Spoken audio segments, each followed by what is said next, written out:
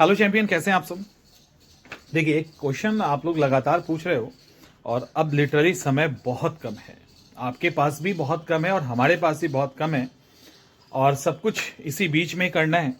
आपकी तैयारी भी आपको करनी है और हमें तैयारी करवानी है, तो वो सारी चीज़ें चल रही है। इस बीच में कुछ बच्चे जो ऑलरेडी पीपीएससी का प्रीलिम्स निकाल चुके हैं, मेंस की तैयारी कर रहे हैं, उनका ये सवाल है कि अब हम क्या करें।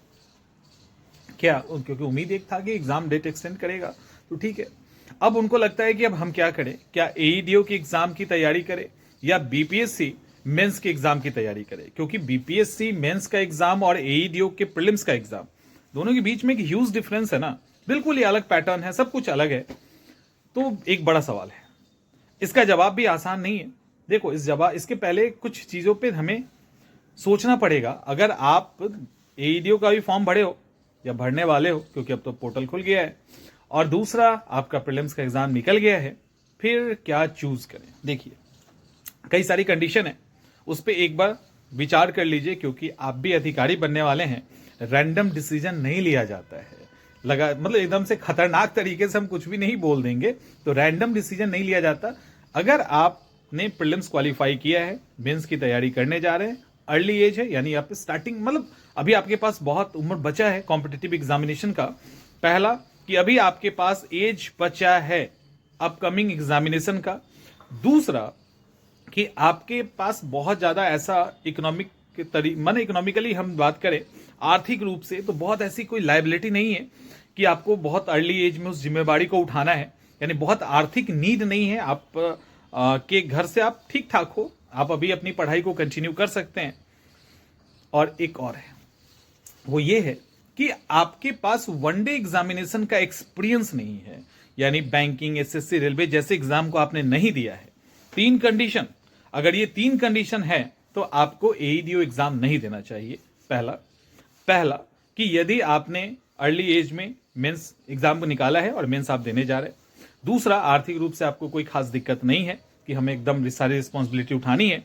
और तीसरा, यदि आपको बैंकिंग, एसएससी का एक्सपीरियंस नहीं है, मैथ रीजनिंग का एक्सपीरियंस एकदम ही नहीं है, तो फिर आपको मेंस की ही तैयारी करनी चाहिए। एक दिन भी एईडीओ में मत डालो, सीधा डिसीजन लो और तैयारी करो।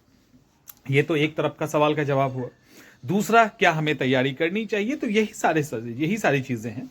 अगर आपको अर्जेंट एक नौकरी की रिक्वायरमेंट है, यानी अब आपको पैसे चाहिए खुद की पढ़ाई के लिए या फैमिली चलाने के लिए या आपकी फैमिली की जरूरत को पूरा करने के लिए, अगर ऐसा कुछ है तो आपको एईडीओ का एग्जाम देना चाहिए, पहला। दूसरा कि यदि आपको लगता है कि आपने प्रीलिम्स क्वालिफाई किया है, आपका एग्जाम एक टाइम के बाद है, तो आप अपने पढ़ाई का एक हिस्सा, लाइक 2 घंटे के आसपास, आप खाली कुछ नहीं करो, 2 घंटे के आसपास आप मेंस को अभी दे दो, मात्र 2 घंटे दो, 30 दिनों के लिए। 30 दिन के बाद तो एग्जाम है आपका।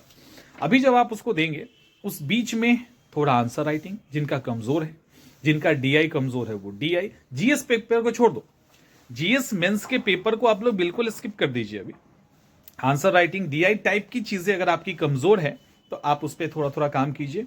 बाकी एईडीओ के अंदर खुद को लगा दीजिए। आपकी उम्र भी बहुत अधिक है, यानी अब समझ में आ रहा है ना कि एक होता है अर्ली एज, लाइक अंडर 25, तो अंडर 25 बहुत प्रेशर नहीं होता, ना गार्जियन का प्रेशर होता है और ना ही आप लोगों के ऊपर बहुत प्रेशर होता है। निकला नहीं निकला कोई बात नहीं है। लेकिन आफ्टर 25 नहीं 30 आपके ऊपर प्रेशर आता है। और 30 के ऊपर वाले जो भी हैं, जिनके ऊपर इस तरह का दबाव है, तो उनको एईडीओ का एग्जाम देना चाहिए। वो अपना देख लो, टाइम मैनेज कर लो और एग्जाम दो।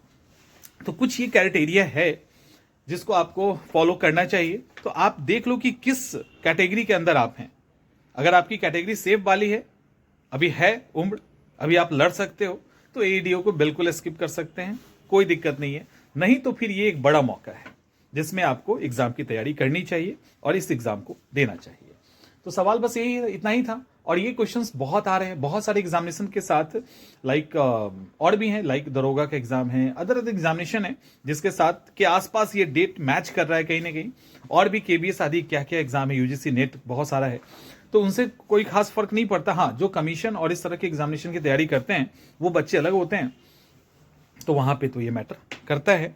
तो देख लीजिए कि आप किस कैटेगरी में हैं और जिस कैटेगरी में आप अपने आप को डाल रहे हो तो फिर पूरा जान लगा दो, फिर वहाँ कोई लापरवाही मत कीजिएगा, नहीं तो फिर दिक्कत है।